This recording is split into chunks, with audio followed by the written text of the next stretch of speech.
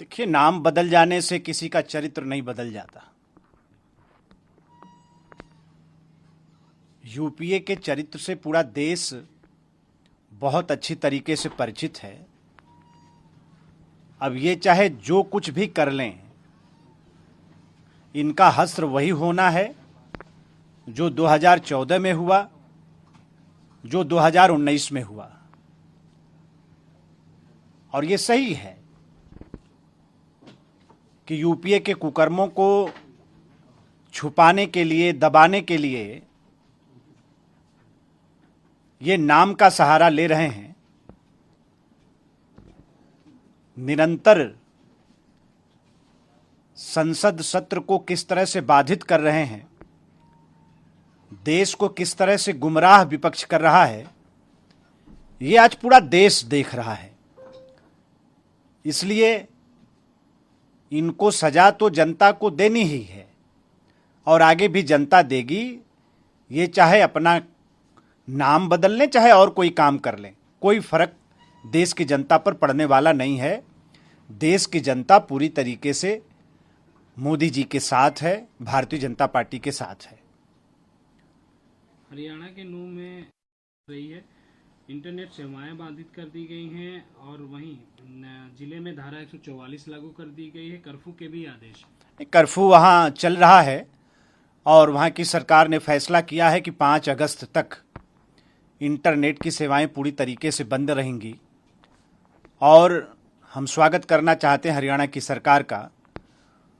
उन्होंने बहुत सख्ती के साथ उपद्रवियों से निपटने का वहाँ की सरकार ने काम किया है और आगे भी चाहे अपराधी कोई होगा, उसके साथ सरकार सख्त कदम उठाकर उनको दंडित करने का काम करेगी। इस तरह का बयान वहाँ के मुख्यमंत्री जी का आ रहा है।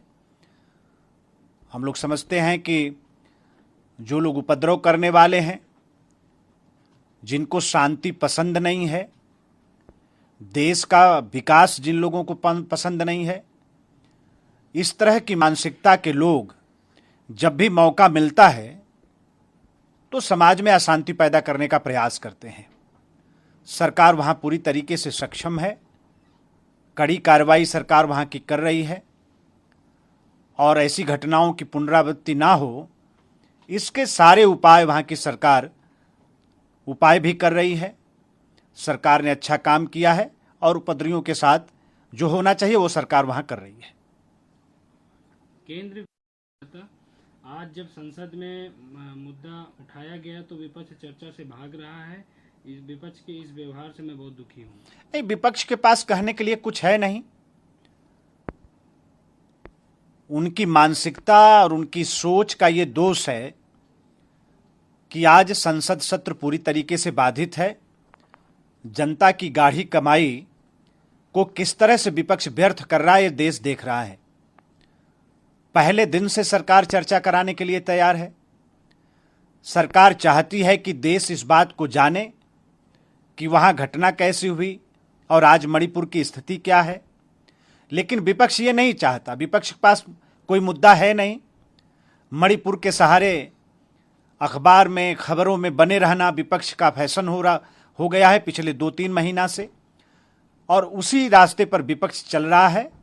सरकार हमेशा चर्चा के लिए भी तैयार है, बार बार सरकार आमंत्रित भी कर रही है, लेकिन मणिपुर के बहाने संसद को, सत्र को बाधित करना और देश की जनता को गुमराह करना, इस बात पर विपक्ष सिर्फ उसका बहाना लेकर सिर्फ विपक्ष अपनी राजनीति कर रहा है। नौकरी के बदले जुड़े 6 करोड़ रुपए से अधिक संपत्ति कुर्क की है। एजेंसियां काम कर रही हैं, पहले भी की हैं, आज भी कर रही हैं और कल भी करेंगी। देश की संपत्ति को, जनता की संपत्ति को जिन लोगों ने डाका डालकर लूटने का काम किया है, आज मोदी जी की सरकार, उनकी एजेंसियां आज ऐसे लोगों को बेनकाब भी कर रही हैं, उनके खिलाफ कार्रवाई भी कर रही हैं और आगे भी करती रहेंगी। सीएम योगी आदित्यनाथ ने है कि सीएम योगी जानते हैं कि मुस्लिम पक्ष ने इलाहाबाद हाई कोर्ट में एसएसआई सर्वेक्षण का विरोध किया और कुछ दिनों में फैसला भी आएगा। फिर भी उन्होंने इतना विवादित बयान दिया है। नहीं, इसमें विवाद क्या है? सच्चाई कह दिया हमारे श्रद्धेय मुख्यमंत्री जी ने। हम लोग तो बनारस के रहने वाले हैं, काशी के रहने वाले हैं, और जो सबूत, जो प्रमाण वहां दिखाई दे रहे हैं और सदियों से हैं, उनको कोई छुपा थोड़ो सकता है। तो मुख्यमंत्री जी ने तो सही बात कह दी। अब इसमें किसी को अगर मिर्ची लग रही है तो लगे। माननीय न्यायालय के फैसले का हम लोग इंतजार कर रहे हैं। माननीय न्यायालय के फैसले का हमेशा सरकार ने सम्मान किया है, आगे भी करेंगे। अब तो वो समय आ रहा है जब दूध का दूध और पानी का पानी होगा, और किस तरह से भावनाओं और श्रद्धा पर किस तरह से हमला किसी जमाने में हुआ, वो भी चीजें सामने देश के आएंगी। और हम लोग फिर अपील करना चाहते हैं, मुस्लिम समाज से हम लोग अपील करना चाहते हैं कि सच्चाई को स्वीकार करना चाहिए और जनभावनाओं का आदर करना चाहिए। एक अच्छा रास्ता निकल सकता है, नहीं तो सम्मानित न्यायालय तो अपना काम कर रही है, आगे माननीय न्यायालय का जो आदेश होगा उसका पालन सरकार करेगी।